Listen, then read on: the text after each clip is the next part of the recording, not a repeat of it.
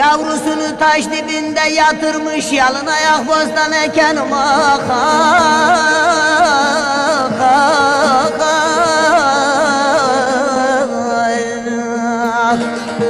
yalın ayak bostan eken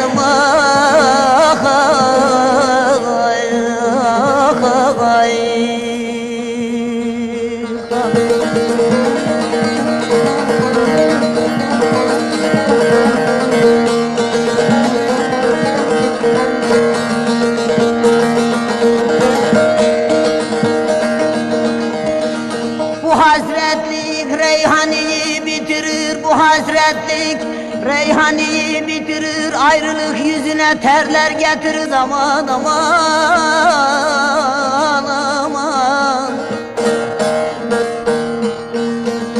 Belki şimdi tandır yakmış oturur, dumanı bacadan çıkan aman.